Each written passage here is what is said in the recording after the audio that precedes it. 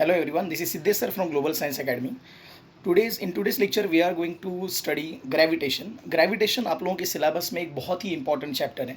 Gravitation के बारे में जब भी हम स्टडी करते हैं तो हमें कुछ चीज़ें समझनी होती है कि एग्जैक्टली पहली बात तो ग्रेविटेशन है क्या. सो ग्रेविटेशन क्या होता है कि अकॉर्डिंग टू न्यूटन ग्रेविटेशन मतलब दो बॉडीज़ जो यूनिवर्स में कोई भी दो बॉडी हो उनके बीच में हमेशा एक अट्रैक्टिव फोर्स होता है और वो अट्रैक्टिव फोर्स जो होता है उसे हम बोलते हैं ग्रेविटेशनल फोर्स.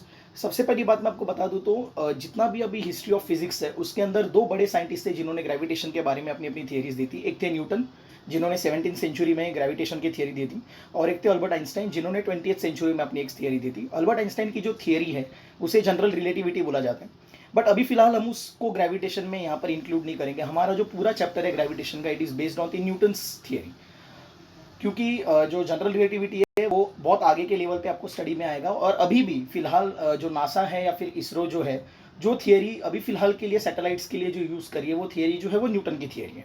सो अब हमें इस चैप्टर में आगे की तरफ जो आपको स्टडी करना है वो पॉइंट्स मैंने आपको अगर बैकग्राउंड में आपको दिख रहा होगा तो हमें कुछ सिलेबस पॉइंट्स कवर अप करने. वो सिलेबस पॉइंट्स हम लोग 1 बाय 1 कवर करेंगे. इस पूरे वीडियो को आप गौर से देखिए जिसके वजह से आपको पूरा कॉन्सेप्चुअल नॉलेज इस चैप्टर के बारे में आ जाएगा. सो हम फिलहाल के लिए इस चैप्टर को कुछ पार्ट में डिवाइड करेंगे जिसमें से ये पहला लेक्चर है जिसके अंदर आपको कुछ कॉन्सेप्ट्स मैं बताऊंगा. ठीक है, ओके. अब अगर आप गौर से देखो स्क्रीन पे तो स्क्रीन पे सबसे पहली बात तो हमारा चैप्टर का नाम है ग्रेविटेशन. अब आपका जो कंटेंट है आपका जो सिलेबस है उसके अंदर जो पॉइंट्स है वो कुछ इस तरीके से. पहली बात तो हमें स्टडी करना व्हाट इज ग्रेविटेशन, फिर हमें स्टडी करना है second point circular motion and centripetal force, ये बहुत इंपॉर्टेंट कॉन्सेप्ट्स हैं. फिर केपलर्स लॉ, एक साइंटिस्ट थी जिनका नाम था जोहानस केपलर, उन्होंने ग्रेविटेशन का प्लैनेटरी मोशन के लिए कुछ लॉज दिए थे. उसके बाद हमें स्टडी करना है Newton's universal law of gravitation का, ये बहुत इंपॉर्टेंट लॉ है. इसके बाद हमें स्टडी करना है acceleration due to gravitational force of the earth. फिर हमें स्टडी करना है फ्री फॉल, कोई भी चीज़ें अगर हम छोड़ देते हैं ऐसे ही तो जब वो ग्रेविटी की वजह से नीचे गिरेंगी तो उसके ऊपर क्या कैसे उसकी स्टडी होती है उसके बारे में स्टडी करना है हमें इस चैप्टर में. और एंड में होगा एस्केप वेलोसिटी. अब ये एस्केप वेलोसिटी क्या है वो तो चैप्टर के एंड में ही हमें पता चलेगा. सो अगर हम गौर से देखते हैं तो ग्रेविटेशन ये जो है वो यूनिवर्सल फोर्स है. सबसे ज़्यादा रेंज वाला ये फोर्स है. सबसे ज़्यादा रेंज मतलब बहुत दूर दूर तक फैला हुआ ये फोर्स है. अगर हम कुछ एग्जांपल्स लेते तो आपको पहला एग्जांपल यहाँ पर दिख रहा होगा जो कि है यहाँ पर. अगर आप देखो तो एप्पल जो है वो कुछ गिर रहे हैं नीचे की तरफ. हम कोई भी अगर चीज़ हाथ में लेते हैं और छोड़ देते हैं तो वो हमेशा अर्थ की तरफ अट्रैक्ट होकर अर्थ की तरफ गिरती है. दूसरे डायग्राम के अंदर अगर हम देखें यहाँ पर तो एक सैटेलाइट जो है वो अर्थ के अराउंड गोल गोल घूम रहा है यहाँ पर. ठीक है, इसमें भी जो अर्थ है वो उसके ऊपर एक फोर्स लगा रही है ग्रेविटेशनल फोर्स. अब वो गोल गोल घूम रहा है अर्थ के अराउंड. यहाँ पर कुछ सवाल हमारे दिमाग में आते हैं कि सर अगर हम कोई पेन या फिर कोई पेंसिल भी अगर हमारे हाथ में अगर हम ड्रॉप कर देते हैं वो तो अर्थ के ऊपर जाके गिर जाती है. फिर ये इतना हैवी सैटेलाइट जो है वो अर्थ के ऊपर ऐसे मूव कैसे हो रहा है गोल गोल, वो अर्थ की तरफ खींचा क्यों नहीं जा रहा. इन सभी सवालों के जवाब जो है वो हमारे इस चैप्टर में हमें आगे जाके मिलेंगे. अगर हम इधर अगर बात करते हैं तीसरे डायग्राम में, सो इस थर्ड डायग्राम के अंदर हमें दिख रहा है कि अलग अलग planets starting from Mercury up to Neptune, ये सारे प्लैनेट जो है सोलर सिस्टम के अंदर वो सन के अराउंड गोल गोल घूम रहे हैं और ये एक डेफिनेट ऑर्बिट के अंदर सन के अराउंड घूम रहे हैं. अब ये सब कुछ जो है it is possible due to gravitation. Even हमारा सन भी जो है, ठीक है, वो भी हमारी जो गैलेक्सी है उसका एक सेंटर होता है जिसे बोलते हैं गैलेक्टिक सेंटर, उसके अराउंड गोल गोल घूम रहा होता है. इसका क्लियरली मतलब है ये सब कुछ जो है वो all it is dependent on the gravitation. अब सबसे इंपॉर्टेंट चीज़ यहाँ पर ये है कि अगर आप देख पा रहे हो यहाँ पर लिखा हुआ है earth attracts every object around it. Earth अपने आजू बाजू के सभी चीज़ों को अपनी तरफ अट्रैक्ट करती है. So as sun attracts different planets surrounding it. Sun भी उसके सराउंडिंग में जितने भी प्लैनेट्स है उसको अपनी तरफ क्या करता है, अट्रैक्ट करता है.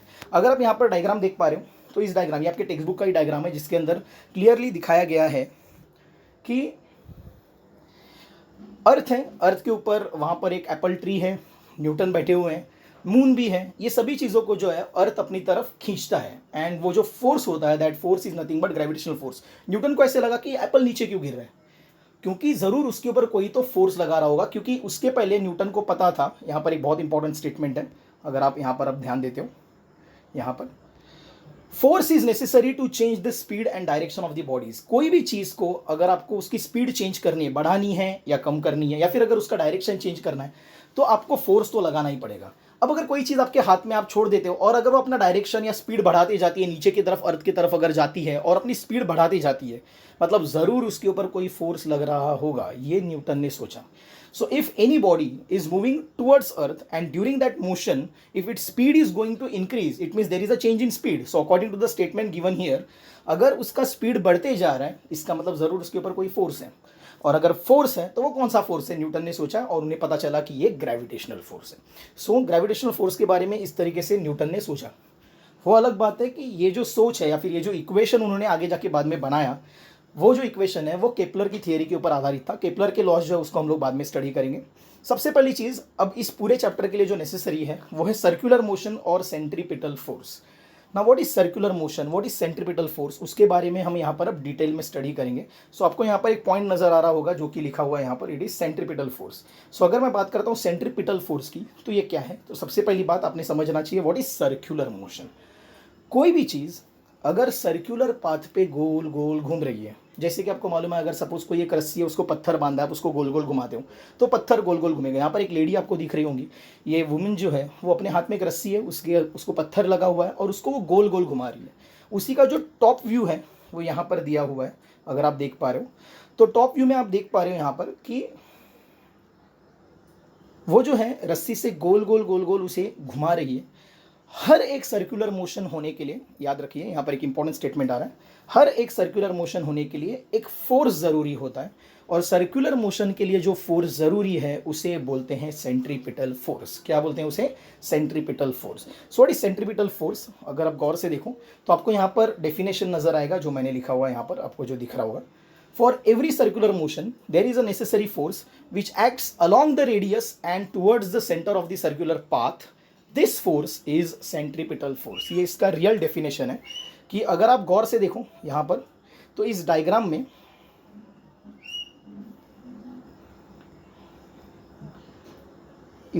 आपको नज़र आ रहा होगा कि एक फोर्स है जो अलॉन्ग द रेडियस और टुवर्ड्स द सर्कुलर पाथ का सेंटर यहाँ पर लग रहा है.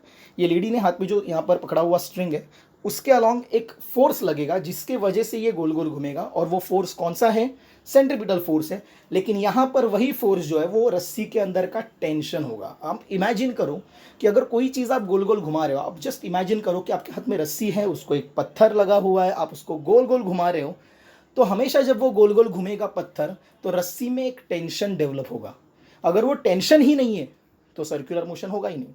अगर आप इमेजिन करते हो आपके हाथ में एक रस्सी है, उसको पत्थर लगा, आप उसको गोल गोल घुमा रहे, जैसे ये लेडी घुमा रही है यहाँ पर, और अगर बीच में किसी ने अगर उसको ब्लेड लगा दिया जिसकी वजह से वो रस्सी टूट गई, तो उसके बाद में सर्कुलर मोशन नहीं होगा. क्यों नहीं होगा, बिकॉज ऑब्वियसली टेंशन ही नहीं है अब रस्सी के अंदर. रस्सी में अगर तनाव ही नहीं है तो फिर सर्कुलर मोशन नहीं होगा. एग्जैक्टली इसका मतलब है हर एक सर्कुलर मोशन होने के लिए एक फोर्स नेसेसरी होता है and that force is called as centripetal force.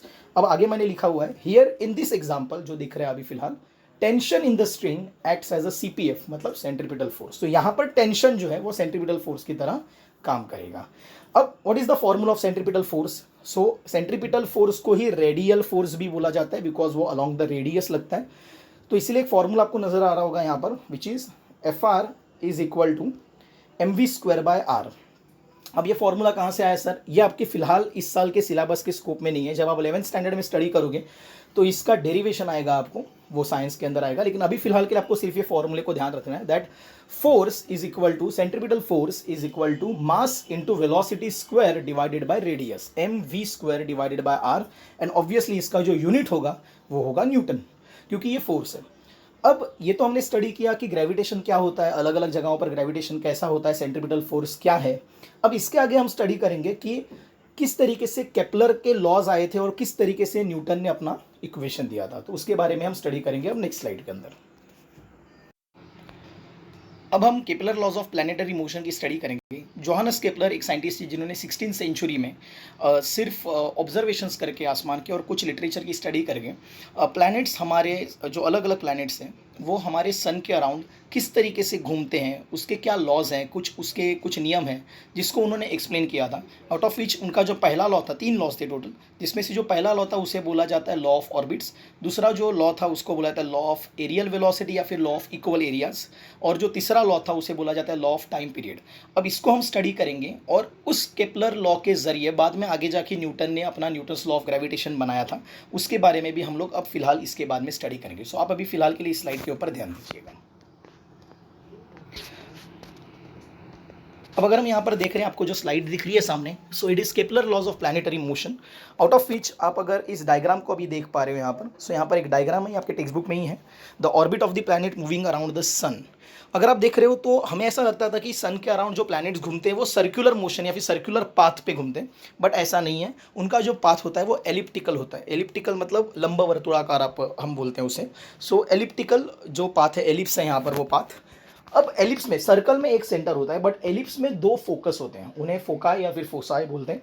So out of विच अगर आप यहाँ पर डायग्राम में ध्यान दे रहे होंगे, अगर ये एलिप्स है, सो इस एलिप्स का ये जो लाइन है यहाँ पर, इसको बोलते हैं सेमी या फिर सॉरी मेजर एक्सिस, इसे बोला जाता है मेजर एक्सिस। और ये जो एक्सिस है इसे बोला जाता है माइनर एक्सिस। सो वैसे तो अभी फिलहाल जो कोइंसाइडिंग जो पॉइंट है दोनों का भी, वो जो है वो सेंटर है एलिप्स का, लेकिन एलिप्स में सेंटर जैसी कोई चीज़ नहीं होती। एलिप्स में होते हैं 2 फोकस। सो यहाँ पर एक फोकस है ये, और दूसरा फोकस जो है मैं ब्लैक कलर से दिखा रहा हूँ यहाँ पर आपको। एक फोकस जो है वो ये रहेगा और दूसरा फोकस जो रहेगा ये रहेगा। तो इस एलिप्स के 2 फोकस है, एक यहाँ पर होता है, एक वहाँ पर होता है। सो सन जो है वो इस एलिप्टिकल पाथ के या फिर एलिप्टिकल रास्ते के किसी एक फोकस पे होगा, जो आपको दिख रहा है फिलहाल डायग्राम में कि जो 2 फोकस मैंने ब्लैक कलर से डिनोट किए उसमें से एक जगह पर सन अवेलेबल या फिर हमेशा वहाँ पर मौजूद रहेगा। ये जो है this is the first law of Kepler's planetary motion. सो अगर आप अभी फिलहाल के लिए इसके स्टेटमेंट के ऊपर अगर हम जाते हैं, सो जो स्टेटमेंट है इसका वो कुछ इस तरीके से, Kepler's first law, the orbit of a planet is an ellipse with the sun at one of the foci. मतलब जो प्लैनेट का ऑर्बिट होता है वो हमेशा एलिप्स होता है। और कैसे एलिप्स होता है? ऐसा एलिप्स जिसके फोकस पे सन हमेशा मौजूद रहेगा। ठीक है, ये हो गया केपलर का पहला लॉ जिसके बारे में हमने स्टडी किया है। Now what is Kepler second law? Second law बहुत इंटरेस्टिंग है, आप जरा ध्यान दीजिए इसके ऊपर। ये जो डायग्राम है उसके जरिए मैं आपको सेकंड लॉ पहले एक्सप्लेन करूंगा। उसका जो स्टेटमेंट है वो कुछ इस तरीके से, the line joining the planet and the sun sweeps equal areas in equal intervals of time. अब मैं अभी समझाऊंगा इसे तो कुछ समझ में नहीं आएगा, मुझे डायग्राम में आपको एक्सप्लेन करना पड़ेगा। सो आप डायग्राम की तरफ अब ध्यान दीजिए, सब कुछ समझ में आ जाएगा। यहाँ पर एक लाइन है जो सन और प्लैनेट को यहाँ पर ज्वाइन करिए। सपोज ये जो प्लैनेट है वो अर्थ है, ऐसे हम इमेजिन करते हैं, और प्लैनेट का फिलहाल के लिए जो पोजीशन है वो ए पोजीशन है राइट नाउ, जैसे कि आपको दिख रहा है यहाँ पर ए पोजीशन। सो ए पोजीशन के ऊपर प्लैनेट अभी फिलहाल के लिए है। सपोज वो कुछ समय में, एक सर्टन टाइम लेते हैं हम लोग, कुछ समय में अगर वो बी पोजीशन पे पहुंच जाता है, लाइक यहाँ पर पहुंच जाता है बी पोजीशन पे, सो फिलहाल के लिए उसने जो एरिया स्वीप किया हुआ है, जो लाइन ने जो एरिया स्वीप किया हुआ है वो आप यहाँ पर देख पा रहे हो, वो ब्लू कलर से यहाँ पर 1 करके जो एरिया है वो दिया हुआ है। ये पूरा का पूरा जो एरिया है वो उसने स्वीप किया है एक सर्टन टाइम में। अब अगर हम थोड़ा और आगे जाके, सपोज ये प्लैनेट कुछ समय के बाद, कुछ दिनों के बाद या फिर कुछ महीनों के बाद थोड़ा और आगे बढ़ जाता है, और ये प्लैनेट जो है वो अब वो पोजीशन सी पे पहुंच गया। यहाँ पर आपको दिख रहा होगा पोजीशन सी है यहाँ पर, और कुछ समय के बाद वो अगर पोजीशन डी पे पहुंच जाता है। सो अब ए से बी की तरफ पहुंचते वक्त उसने जितना टाइम लिया था, अगर उतना ही टाइम वो सी से डी की तरफ पहुंचने में लेता है सपोज, तो उस वक्त जितना एरिया यहां पर स्वीप हुआ है उतना ही एरिया यहां पर भी स्वीप होगा।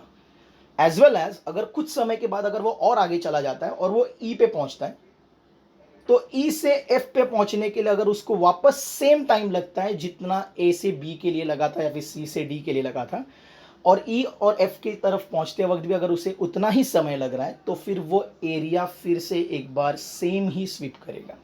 इन शॉर्ट, इफ ए से बी की तरफ जाने का टाइम, सी से डी की तरफ जाने का टाइम और ई से एफ की तरफ जाने का टाइम अगर सेम ही है, तो तीनों जगहों पर जो एरिया स्वीप हुआ है, अगर आप देख रहे हो 3 ब्लू कलर से एरिया दिखाए हुए हैं, वो तीनों एरियाज जो रहेंगे वो भी सेम ही रहेंगे, इक्वल रहेंगे। ये बोलता है law of orbits, sorry law of equal areas. So law of equal areas जो है सेकंड लॉ जिसे बोलते हैं, वो क्या बोल रहा है? The line joining the planet and the sun sweeps equal area in equal interval of time. मतलब सेम टाइम में सेम एरिया स्वीप करते हैं। सो यही जो मैंने आपको समझाया वही यहाँ पर है कि अगर टाइम सेम है तो एरिया भी सेम ही रहेगा। This is Kepler second law of planetary motion, जिसके बारे में हमने अभी अभी क्या किया है, स्टडी किया हुआ है। अब इसके बाद हम थोड़ा सा आगे बढ़ते हैं केपलर के थर्ड लॉ की तरफ। थर्ड लॉ क्या बोलता है, स्टेटमेंट देखते हैं हम लोग। The square of its period of revolution around the sun is directly proportional to the cube of the mean distance of the planet from the sun। अब हो क्या रहा है यहाँ पर, अगर आप डायग्राम में देखो तो प्लैनेट जब भी सन के अराउंड घूम रहा है हमेशा उसका डिस्टेंस सन से सेम नहीं है। तो ये जो भी डिस्टेंस वो फॉलो कर रहा है, अगर हम उसका मीन डिस्टेंस लेते हैं, मीन वर्ड का मतलब होता है एवरेज। सो अगर हम टोटल जितना भी डिस्टेंस इसका बन रहा है सन के साथ हमेशा, अगर हम उसका एवरेज लेते हैं, सपोज अभी फिलहाल के लिए, सपोज अभी फिलहाल वो ए यहाँ पर है, उसका सन से जो डिस्टेंस है वो सपोज जो भी है एक्स है, फिर सी पे तरफ पहुंचा तो सी से सन का जो डिस्टेंस है सपोज वो 2x है, अगर एफ की तरफ पहुंचा ऑप्शन से जो उसका डिस्टेंस है वो 3x है। तो ये जितने भी डिस्टेंस होंगे x 2x 3x बाद में 4x बनेगा या फिर 3x ही मैक्सिमम होगा वैसे तो, फिर जो जितने भी डिस्टेंस बनेंगे उन सभी का अगर आप एवरेज लेते हो, so that average distance is very important here. अब लॉ क्या बोलता है, the square of the time period, मतलब घूमने का जो टाइम होता है एक चक्कर मार के, टाइम पीरियड वर्ड का मतलब क्या है, टाइम पीरियड वर्ड का मतलब होता है कितने समय में एक चक्कर मार के अपनी जगह पर प्लैनेट वापस आ जाता है। मतलब अगर ए पोजीशन पे प्लैनेट है, कितने समय में वो एक चक्कर मार के वापस ए पे आएगा, that will be called as the time period of revolution. And according to the Kepler's third law, the square of the time period is directly proportional to the cube of mean distance of the planet from the sun. मतलब distance के cube के साथ time का square जो होता है वो proportional होता है। और आपको अगर मैं अभी यहाँ पर बता दूँ एक इक्वेशन लिख के, तो ये इक्वेशन कुछ इस तरीके से लिखा जाएगा, वो मैं आपको अभी समझा रहा हूँ स्लाइड में। तो जो इक्वेशन लिखा जाएगा वो इस तरीके से लिखा जाएगा that T square is proportional to mean distance cube. अब आपको भी मालूम है कि प्रपोर्शनलिटी साइन अगर हटानी है तो हमें एक कांस्टेंट लेना पड़ेगा। So T square is equal to constant into R cube. So what is, अगर आर क्यूब मैं डिनोमिनेटर में लेता हूँ यहाँ पर, so T square divide by R cube is equal to, आपको जो दिख रहा है यहाँ पर वो रहेगा कांस्टेंट। ठीक है, so T square by R cube is equal to क्या हो गया यहाँ पर, कांस्टेंट। और वही इक्वेशन आपके टेक्स्ट बुक के अंदर लिया हुआ है। सो अगर आप गौर से ध्यान देते हो यहाँ पर, so it is T square by R cube is equal to constant, जो यहाँ पर आपको लिखा हुआ दिखेगा, उस कांस्टेंट को हम लेंगे के। तो यहाँ पर तीन लॉज हमने स्टडी किए केपलर के। केपलर का पहला law which is the orbit of the planet is an ellipse with the sun at one of the foci, which is very important. Second is the line joining the planet and the sun sweeps equal areas in equal interval of time. And तीसरा law, square of the period of revolution around the sun is directly proportional to the cube of the mean distance of the planet from the sun. So ये जो तीन laws हैं इसको बोला था Kepler laws of planetary motion, और ये आपके एग्जाम पॉइंट ऑफ व्यू बहुत ज़्यादा इंपॉर्टेंट है।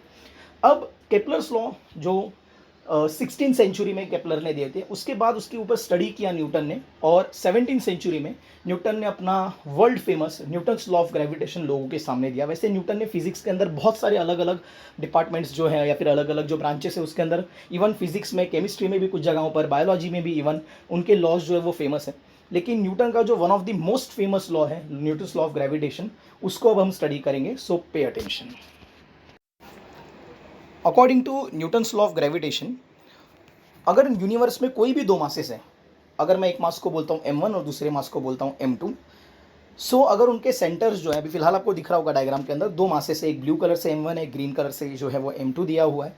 अगर मैं बोलता हूँ कि इनके जो दोनों के जो सेंटर्स है, m1 का सेंटर सपोज यहाँ पर है, m2 का सेंटर अगर यहाँ पर है, जो रेड से मैंने पॉइंट किया है, और अगर उनका सेंटर टू सेंटर डिस्टेंस जो है, अब ये जो सेंटर है यहाँ पर m1 और ये जो सेंटर दूसरा है, उसके बीच का डिस्टेंस अगर मैं कंसिडर करता हूँ d।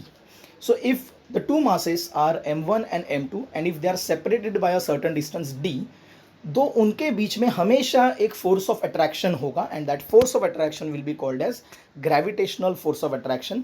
और उसके बारे में न्यूटन ने क्या बोला था, तो उसका स्टेटमेंट हम लोग अब यहाँ पर देखेंगे। So pay attention, every object in universe attracts every other object with definite force which is directly proportional to the product of the masses of the objects and inversely proportional to the square of the distance between their centers।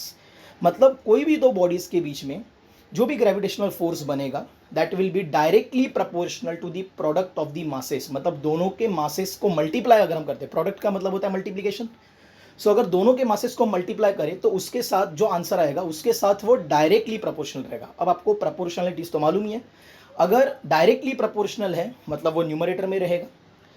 आगे जाके statement में एक चीज और है कि the force is inversely proportional to the square of the distance between the centres. मतलब दोनों के सेंटर्स का जो डिस्टेंस रहेगा, सेंटर्स के बीच का जो डिस्टेंस रहेगा डी, जो डायग्राम में आप देख पा रहे हो, उसका जो स्क्वायर रहेगा, स्क्वायर करना पड़ेगा, उसके साथ वो इनवर्सली प्रोपोर्शनल रहेगा। अब हमें इसको समझना पड़ेगा। इनवर्सली प्रोपोर्शनल मतलब जितना डिस्टेंस बढ़ेगा, मतलब अगर मैं बताता हूँ आपको, अगर सपोज ये मास जो है यहाँ से दूर चला गया और ये मास यहाँ से दूर चला गया, तो ऑब्वियसली दोनों के बीच का ये जो डिस्टेंस है डी, वो तो बढ़ेगा। डिस्टेंस बढ़ेगा तो डिस्टेंस का स्क्वायर भी बढ़ेगा, और अगर डिस्टेंस का स्क्वायर बढ़ गया तो फोर्स कम हो जाएगा, क्योंकि वो इनवर्सली प्रोपोर्शनल है। Always remember, if the things are directly proportional तो दोनों भी चीज़ें बढ़ती हैं, लेकिन अगर थिंग्स आर इनवर्सली प्रोपोर्शनल तो एक चीज़ बढ़ती है तो दूसरी चीज़ कम होती है। Going with that logic, now we will again go for this statement. यहाँ पर ये स्टेटमेंट को हम वापस देखेंगे। Every object in the universe attracts every other object with the definite force which is directly proportional to the product of the masses of the objects and inversely proportional to the square of the distance between their centers। इसीलिए जब कोई directly proportional होता है तो हमेशा वो equation में numerator में लिया जाता है लाइक दिस, और अगर कोई इनवर्सली प्रोपोर्शनल है तो वो हमेशा डिनोमिनेटर में लिया जाता है। इसलिए आपका जो इक्वेशन रहेगा वो रहेगा एफ, बाजू में जो साइन है यहाँ पर वो ए दिख रहा है, लेकिन एक्चुअल में वो अल्फा है। यहाँ पर अल्फा, सॉरी अल्फा नहीं है, वो प्रोपोर्शनलिटी साइन है, sorry. So F is directly proportional with the m1 m2 divide bye, क्योंकि प्रोडक्ट ऑफ द मासेस बोला इसलिए m1 into m2 divided by square of the distance between their centre, इसलिए D square. अब कुछ लोग बोलेंगे sir ये तो प्रोपोर्शनलिटी हुआ, तो अब इसको अगर हमको इक्वल करना है तो हमें एक कांस्टेंट लेना पड़ेगा। एग्जैक्टली आगे के इक्वेशन में अगर आप देख रहे हो यहाँ पर, तो यहाँ पर g करके कांस्टेंट लिया गया है। क्यों कांस्टेंट लिया गया है? बिकॉज ऑब्वियसली वहाँ पर अल्फा था, सॉरी प्रोपोर्शनलिटी साइन था। प्रोपोर्शनलिटी साइन को हटाने के लिए हमें एक कांस्टेंट लेना पड़ेगा। न्यूटन ने अलग अलग मासेस और डिस्टेंसेस के साथ इसको कैलकुलेट किया था और इसको उसने नाम दिया, इस जी को उसने नाम दिया universal gravitational constant. Universal gravitational constant, अब इसमें वर्ड है यूनिवर्सल, मतलब कोई भी दो बॉडीज अगर यूनिवर्स के बीच में है उस वक्त इसकी वैल्यू जो रहेगी जी की वो कांस्टेंट रहेगी, एंड दैट वैल्यू इज, यहाँ पर आप गौर से ध्यान दीजिए, 6.673 into 10⁻⁻11 newton metre square. kg -2 लिखा है, मतलब उसको हम बोलेंगे डिवाइड बाय kg स्क्वायर। जब भी पावर माइनस में जाती है किसी भी यूनिट की, मतलब समझ जाने का कि वो एक्चुअल में डिवाइड में था। So it is newton metre square. So गौर से ध्यान दीजिए, it is actually newton metre square divided by kg square. हम इसको ऐसे स्टडी करेंगे। So newton metre square divided by kg square, ये हो गया यूनिवर्सल ग्रेविटेशनल कांस्टेंट का value. So it is 6.673 into 10⁻⁻11 newton metre square by kg square. इसका मतलब है, अब आपके घर पे, आप जब भी ये वीडियो देख रहे हैं, आपके घर पे आसपास आपके आजू बाजू में बहुत सारी चीज़ें होंगी। सपोज आप हो और आपके सामने अगर मोबाइल है, सो आप और आपका मोबाइल, ये दो अलग अलग बॉडीज़ हुई, और ये दो अलग अलग बॉडीज़ जो हैं, अगर आपको आप m1 कंसिडर करते हो तो मोबाइल को अगर आप m2 कंसिडर कर रहे हो, तो ये दोनों भी जो है मासेस, ये एक्चुअल में एक दूसरे की तरफ अट्रैक्ट होंगे। ये बोलता है न्यूटन्स लॉ ऑफ ग्रेविटेशन। अगर आप हो, आपके फादर या फिर मदर या फिर आपका ब्रदर सिस्टर जो भी आपके पास आसपास खड़े हैं, बैठे हैं, आपके और उनके बीच में भी एक लॉ ऑफ ग्रेविटेशन के हिसाब से एक फोर्स बन रहा है जो आपको एक दूसरे की तरफ अट्रैक्ट कर रहा है। करेक्ट? ये बोलता है न्यूटन्स लॉ ऑफ ग्रेविटेशन कि जब भी कोई दो चीज़ें अगर आपको यूनिवर्स में देखनी है, फिर आप हो और कोई प्लैनेट है दूर का, या फिर आप हो और आपके सामने की कोई बिल्डिंग है, वो भी एक्चुअल में देखा है तो, फिर बिल्डिंग के अंदर कोई इंसान खड़ा है, फिर बिल्डिंग के यहाँ पर अगर कोई चीज़ रखी हुई है, वो दोनों भी एक दूसरे की तरफ क्या करेंगे, हमेशा एक दूसरे को अट्रैक्ट करने की कोशिश करेंगे। हमेशा एक दूसरे के बीच में एक अट्रैक्शन का फोर्स बनेगा। फिर हमारे माइंड में एक सवाल आता है यहाँ पर कि सर अगर ऐसा ही है तो फिर मैं और मेरे सामने वाला मोबाइल क्यों नहीं अट्रैक्ट हो रहे एक दूसरे की तरफ, या फिर मैं और मेरे सामने वाला जो टीवी है, फिर मेरे सामने अगर कोई बॉटल रखी हुई है पानी की, वो हम एक दूसरे की तरफ अट्रैक्ट क्यों नहीं होते? अगर ग्रेविटेशनल फोर्स होता ही है तो हमने अट्रैक्ट होना चाहिए। ऑब्वियसली उसका रीज़न बहुत सिंपल है और उसके बारे में हम अब आगे देखेंगे। तो गौर से ध्यान दीजिए उसका रीज़न क्या है, पे अटेंशन। अब यहाँ पर आप देख पा रहे हो यहाँ पर कि अर्थ है, एक कार्टून डायग्राम है जिसके ऊपर दो आदमी खड़े हैं, एक लेफ्ट में है एक राइट में है। ठीक है, अगर मैं बोलता हूँ कि इन दोनों के बीच में, ये अगर मैं बोलता हूँ this is mass 1 and he is mass 2, इनके बीच में जो डिस्टेंस है, सपोज वो डिस्टेंस जो है वो है d। सो अगर हम गौर से देखें तो इन दोनों के बीच में एक फोर्स एस्टैब्लिश होगा and that is gravitational force जो भी रहेगा। बट हमें ये नहीं भूलना है कि ये दोनों अर्थ पे हैं। सो इसका अर्थ के साथ भी एक फोर्स बनेगा, इसका भी अर्थ के साथ एक फोर्स बनेगा।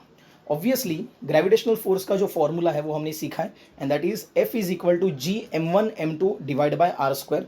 मतलब दोनों मासेस का मल्टीप्लीकेशन बहुत ज़रूरी है। अगर सपोज मैं बोलता हूँ जो पहला लड़का है उसका मास अगर 50 किलो है, दूसरा लड़का उसका मास भी 50 किलो है, तो जब हम इनके बीच का, इन दोनों के बीच का जब फोर्स कंसीडर करने की कोशिश करेंगे इन दोनों के बीच में, सो जब मासेस का मल्टीप्लीकेशन होगा वो सिर्फ 50 इंटू 50 होगा। मतलब कैलकुलेशन के दौरान m1 m2 की जो वैल्यू आएगी वो 2500 आएगी सिर्फ। और फिर आगे जी और आर स्क्वायर जो भी रहेगा, डिस्टेंस स्क्वायर, उसको आप डिवाइड वगैरह करो, फिर भी आंसर जो रहेगा वो छोटा ही आएगा इन दोनों के बीच में फोर्स में। बट अगर हम बात करें कि ये पहला लड़का और अर्थ जो है इसके बीच में जब फोर्स की बात आएगी, तो इस पहले लड़के का मास है 50 किलो, लेकिन अर्थ का मास जो है वो है 6 इंटू 10⁻24 kg। मतलब 6 के ऊपर आप 24 जीरो लगा दो, इतना मास है अर्थ का। इमेजिन करो अब इन दोनों के मासेस का मल्टीप्लिकेशन कितना ज़्यादा हो जाएगा, इट इज़ 300 इंटू 10⁻24 kg। भाई अगर इस लड़के की और अर्थ के बीच में अगर करें तो फिर से एक बार वही 300 इंटू 10⁻24 kg। इसका मतलब है कहीं ना कहीं इन दोनों बॉडीज़ का अर्थ के साथ जो फोर्स है वो इतना ज़्यादा स्ट्रांग है कि उसके मुकाबले इनका आपस में जो फोर्स है वो वीक है। जिसके वजह से हम भी अभी अब जो एग्जांपल है वो ले रहे होंगे अब, कि आप और आपके सामने अगर कोई पानी की बोतल रखी है, फिर कोई भी चीज़ रखी है, आपका अर्थ के साथ और उसका भी अर्थ के साथ जो फोर्स बन रहा है वो इतना स्ट्रांग है कि उसके मुकाबले आपका एक दूसरे के साथ जो फोर्स है वो वीक है। बस इसी रीज़न से हम एक दूसरे की तरफ ट्रैवल नहीं कर पाते या फिर मूव नहीं हो पाते। सो ये रीज़न था कि हम क्यों एक दूसरे की तरफ अभी फ़िलहाल के लिए अट्रैक्ट नहीं हो रहे। ठीक है, सो आज के अभी फ़िलहाल इस लेक्चर के अंदर हमने प्रॉपरली स्टडी किया कि किस तरीके से ग्रेविटेशन का स्टडी है, सेंट्रीपिटल फोर्स है वगैरह और सब कुछ। फिर हमने स्टडी किया कि कैसे Kepler's laws of planetary motion है, फिर कैसे न्यूटन्स लॉ ऑफ ग्रेविटेशन के बारे में स्टडी करना है। ये फॉर्मूला बहुत ज़्यादा ज़रूरी है, ये लॉज बहुत ज़्यादा ज़रूरी है एग्जाम पॉइंट ऑफ व्यू। और उसके बाद में हमने देखा कि क्यों दो चीज़ें जो फिलहाल अपरेंटली अर्थ पे दिखती है वो एक दूसरे की तरफ अट्रैक्ट नहीं होती, उसका रीज़न क्या है। सो ये सब कुछ आपको प्रॉपर तरीके से स्टडी करना है, सो दैट जब हम नेक्स्ट लेक्चर में मिलेंगे तो आप पहले से प्रिपेयर्ड रहोगे और हम आगे की स्टडी को बहुत अच्छे से कर पाएंगे। Thank you so much.